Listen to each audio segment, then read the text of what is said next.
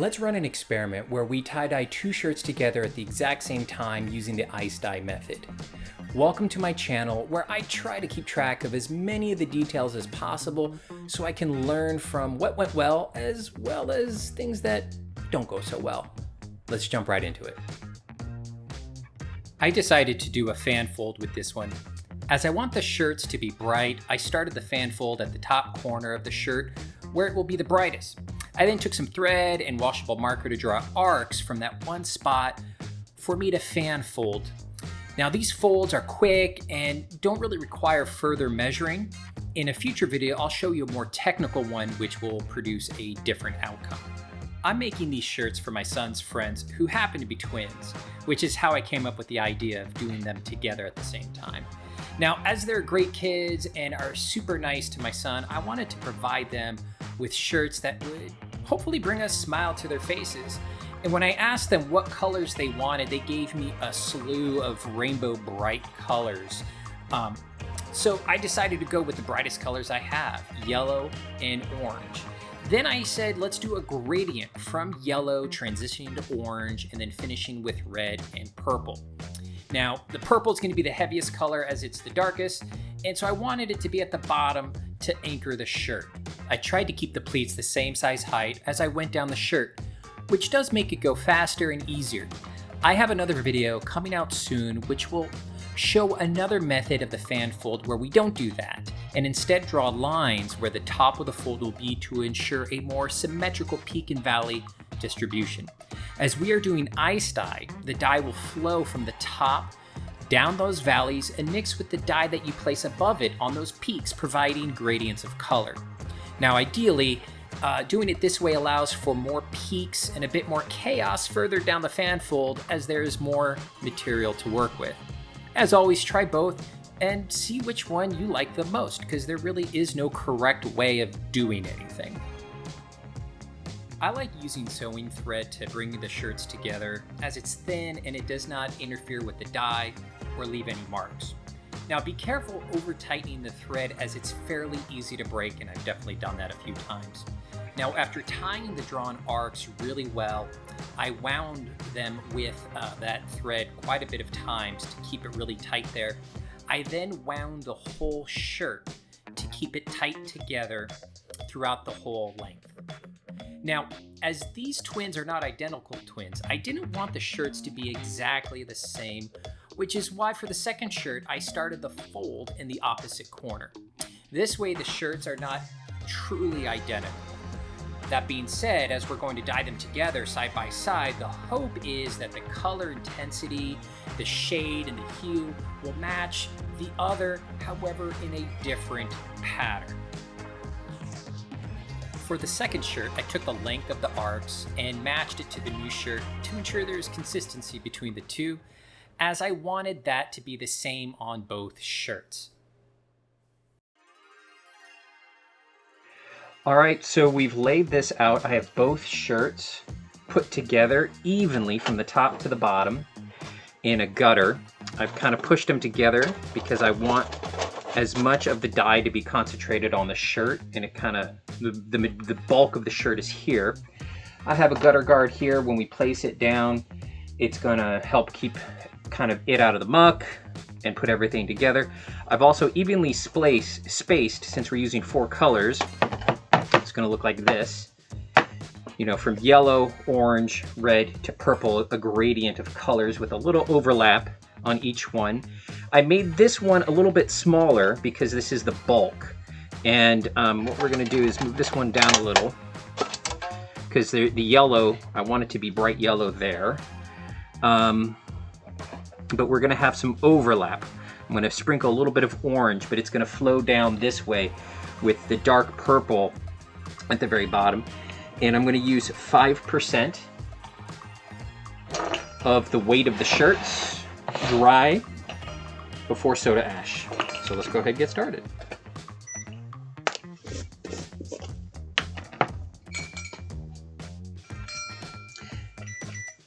So what I'm doing now is I am, gloves,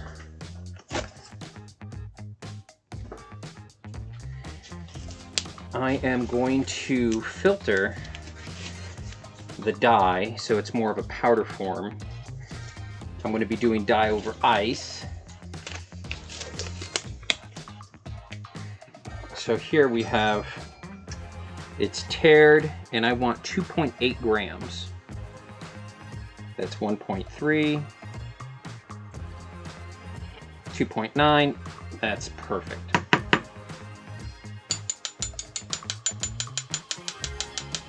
Just to give you an idea of why I'm doing this, you can see the giant dots in there versus what it looks like after this little teething filter. I just think it makes it for an easier application. It's a little extra work, but you know, it's really not that much. You might be wondering why I'm weighing out the dye, which is a great question. In my other creative adventures, I found measuring your ingredients is vital in ensuring a consistent outcome, as well as having a baseline on how to adjust the design for the next shirt. By using the total dye weight as a percentage of the dry shirt, it is very easy to scale the amounts to different size shirts. There's no guessing needed. Now, these shirts combined weighed 225 grams total, dry before the soda ash soak, and so I chose to use 5% by weight for the total dye. So 5% of 225 grams is 11.25 grams. Now each dye will get a quarter of the total dye, with Chinese red requiring double the amount to achieve the quote-unquote advertised vibrancy and hue. Now, knowing how much actual dye we use is foundational in learning what works and what doesn't. Other factors will affect how much dye to use, such as the surface area we are applying the dye to, is it on an incline, and all of these things can be difficult to really decide what to do when the shirt is tied, when it's not symmetrical, and so you do have to play it by ear. All right, so now we're ready to put the ice on, and then we're doing dye over ice. So what I'm going to do first is I'm going to spray a little bit of that soda ash on top of the shirt because this is completely dry. I would like for the shirt to be just a tad moist at the very top. This will help at the very top the dye travel through the shirt, and when it melts, it'll a little bit more easily travel just on the top. So now let's start placing some ice. I have it horizontal here at the moment. Start at the bottom.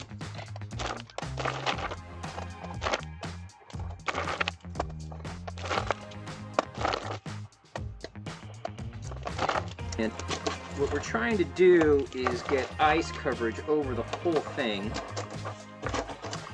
And what will happen is the ice will flow down. I have ice cubes that'll fit there. These lines here are my guidelines, these rubber bands, as long as they don't break. And as I thought, I need more ice. All right, let's do that. Put that there. These guys.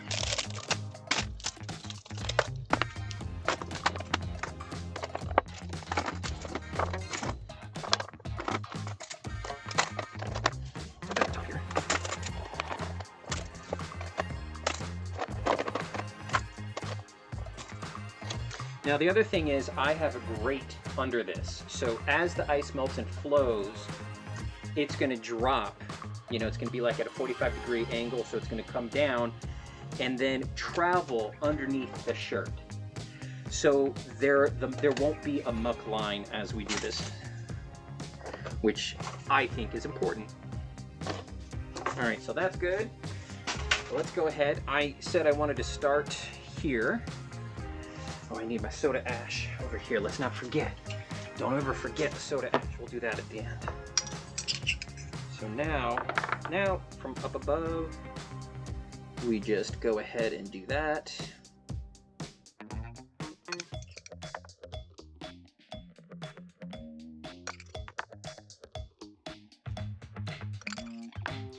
All right, so let's apply the dye. Now here I am trying to keep the dye to the sections as outlined by the rubber bands that you could see on the gutter. As the shirt is the whitest where the red is, I reduced the space between the rubber bands.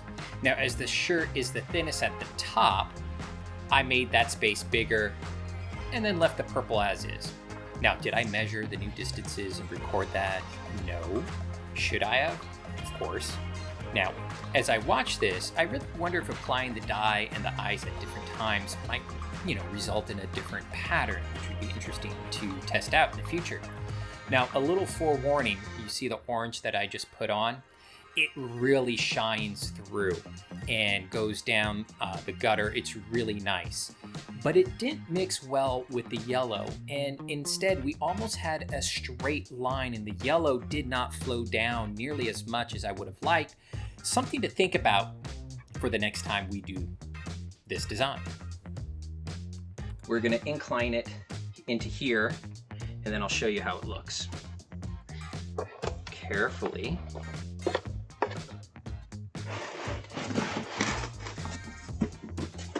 Ah, see, it's already melting. Yikes. So this is at a pretty steep incline, and I'm gonna leave it here, and we'll come back in a little bit to see what it looks like. A quick PSA as you made it this far into the video. If you are finding it helpful and interesting, please like and subscribe. It helps the channel grow so it can make more content like this for you.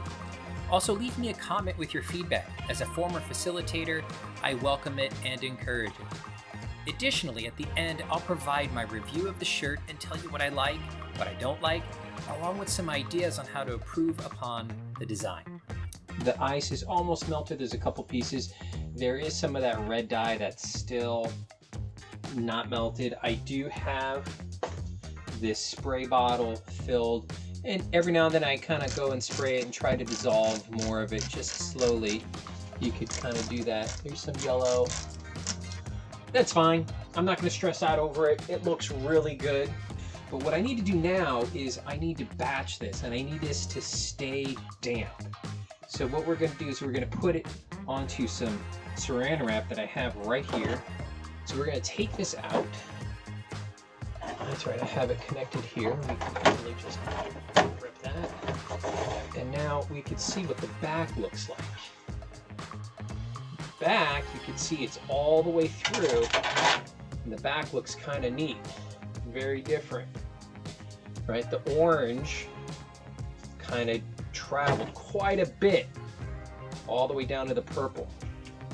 So here, we're gonna put this right here. Let me get this out of the way so you can see. So now you can see we have this here. We're just gonna wrap this up so it stays moist. It's important it stays moist because if it dries out, it'll stop reacting. So we want it to stay moist. Let's do the wet reveal. This is the best part. Let's take these guys off. Now, notice this yellow and orange looks good. This orange goes all the way down. I think it's gonna look pretty good. Let's find out. Again, we won't know exactly until we wash it, but I still love this part here where we get an idea. Don't know where my scissors are, so I had to use a utility knife, which is dangerous.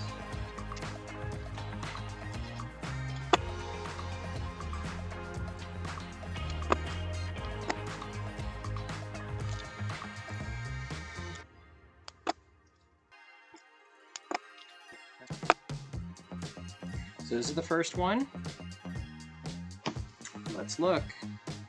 Ooh, that already looks pretty good.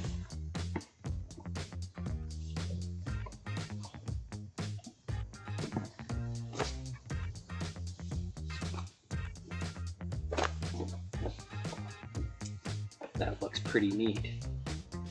Look at it like this. Let's put it inside out. Right now it's inside out. Let's put it right side in.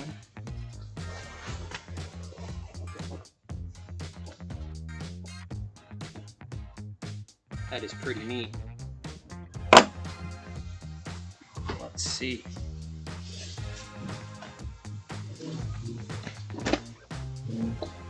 Yeah, that looks pretty good. Let's put it right side out.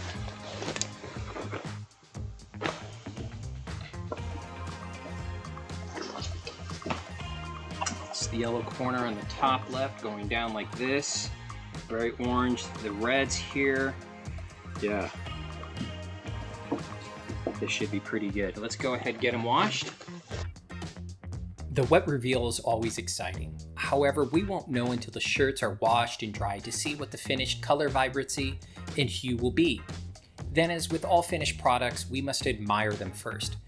Wow, these came out really vibrant, bright, and phenomenally colorful. I do hope the twins like them. I think they will. I love these.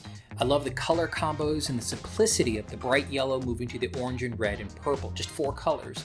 And I will absolutely use this design again. The steep incline additionally helped that orange flow down between the red and purple, providing great contrast and variations. I also think their mom is gonna like this, as when they're gonna wear them, they'll be very easy to spot in a crowd, always a plus for a parent. So if we want more yellow streaks into the orange and red, while keeping the orange vibrancy going throughout into the purple, what are the changes we should make? One test would be to keep everything the same, but reduce the amount of orange, with the thinking the yellow might flow more into the orange and the orange won't overpower the red as much. On the other hand, maybe I just bump up the amount of yellow and red and keep everything else the same. Another test would be to reduce the incline to reduce the flow of gravity, giving the red and purple more of a chance to mix with the orange before running off, but I'm not sold on that one.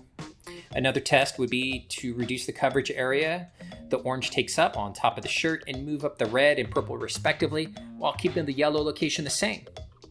Let me know if you'd like me to run these tests and see how they came out. I'm curious myself. As always, thank you for watching. I do appreciate you.